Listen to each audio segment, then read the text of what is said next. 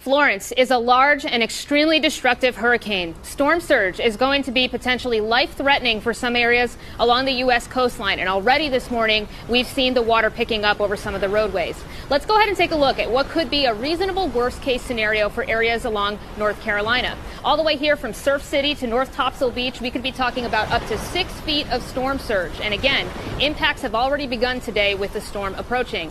Even inland, it's not just going to be a coastal event here. Areas along rivers like the Tar River here in the Greenville and Simpson area, we could be talking about 6 to potentially 9 feet of storm surge, given how that high tide comes in with that storm. But this is just what it looks like on the map. We can show you what this could look like if you were to find yourself in this scenario. Once that water comes up to 3 feet, you can see it would be coming up my shins up towards my waist.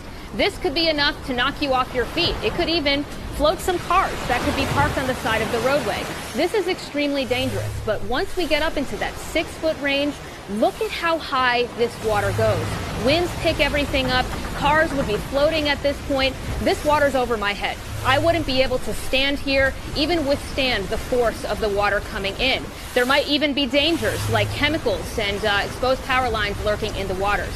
But once we get to that 9-foot range, this is an absolute life-threatening scenario. This water is through the first floor of your home into the second. You can see there's fish floating around in here. This is an extremely dangerous and life-threatening situation.